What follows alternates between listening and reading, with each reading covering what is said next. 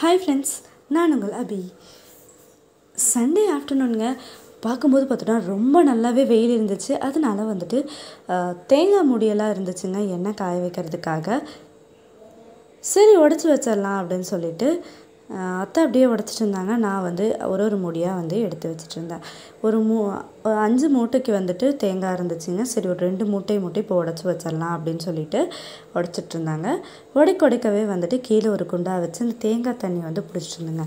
ரொம்ப வெயிலாக இருந்துச்சு. சரி அந்த தாகத்துக்கு வந்துட்டு நம்ம இன்றைக்கி தேங்காய் தண்ணியை குடிச்சிடலாம் அப்படின்னு சொல்லிட்டு அதை ஒரு குண்டாவில் வந்து பிடிச்சி வச்சிட்ருக்கு. உடச்சி இந்த பையில் போட்டிருந்தாங்க. நான் வந்து அப்படியே எடுத்துகிட்டு போய் வெயிலில் காய வச்சுட்டு இருந்தேங்க.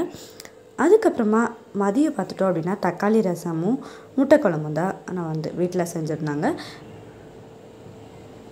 தக்காளி ரசத்துக்கு எல்லாம் எடுத்து வச்சுட்டு முட்டை குழம்புக்கு வந்து ஆல்ரெடி நம்ம ரெசிபி ஷேர் பண்ணியிருப்பேங்க.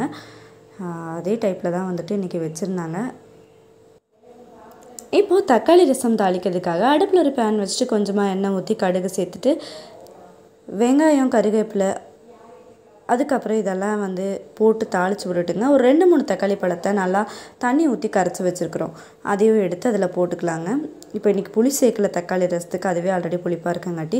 இப்போ வந்துட்டு இந்த முட்டை குழம்புக்கு வந்து நம்ம தேங்காய் சேர்க்கலைங்க. தேங்காய் சேர்க்குறத விட இந்த மாதிரி தேங்காய் பால் சேர்த்தா நல்லாயிருக்குன்ட்டு தேங்காய் பால் மட்டும் கொஞ்சோண்டு சேர்த்துட்டோம். ஒரு அரை மூடி தேங்காயை நல்லா அரைச்சதுக்கப்புறமா அதுலேருந்து தேங்காய் பால் எடுத்து சேர்த்துருக்கு.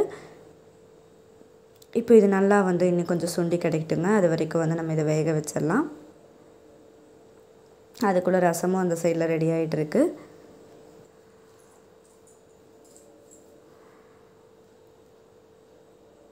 இப்போ ரசம் லைட்டாக நுரக்கட்டதுக்கு அப்புறமா அதில் வந்துட்டு கொஞ்சம் மல்லித்தலை போட்டு இறக்கிடலாம். இன்றைக்கி நம்ம வீட்டில் வந்துட்டு வெள்ளரிக்காயை வச்சு ஒரு டிஃப்ரெண்ட்டான பொரியல் மாதிரி செஞ்சுருந்தாங்க. இதை வந்து சப்பாத்திக்கு தொட்டு சாப்பிடும்போது அவ்வளோ ஒரு சூப்பரான டேஸ்ட்டாக இருந்துச்சு. இது வந்து நைட்டுக்கு செஞ்சுருந்தது தான். அதில் வந்துட்டு பெரிய வெங்காயம், வெள்ளரிக்காய் இது எல்லாத்தையும் கட் பண்ணி போட்டு லைட்டாக வதக்கிக்கணுங்க. இப்போ சப்பாத்தியும் வந்து இந்த சைடில் ரெடி ஆகிட்டு இருக்குது. பட்டாணி குழம்பு இருந்துச்சு, அதுவே நைட்டுக்கு சப்பாத்திக்கு வச்சுக்கலாம் அப்படின்ட்டு இந்த பொரியல் மட்டும் செஞ்சிருந்தோம். இது கூட லைட்டாக அது வெந்ததுக்கப்புறமா ஒரு 2 நிமிஷம் கழிச்சிட்டு கொஞ்சோண்டு உப்பு, மிளகாத்தூள் அதை மட்டும் சேர்த்துட்டு நல்லா வதக்கிக்கலாம். இந்த சைடில் வந்துட்டு நமக்கு வெள்ளரிக்காயோட பொரியலும் ரெடி ஆகிடுச்சு. இதை சப்பாத்தி கூட வச்சு ஸ்டஃப் பண்ணி சாப்பிட்டோம்னா ரொம்பவே சூப்பராக இருக்கும். நீங்களும் ஒரு முறை வெள்ளரிக்காய் இருந்துச்சுன்னா இந்த மாதிரி ட்ரை பண்ணி பாருங்கள், ரொம்ப நல்லாயிருக்கும்.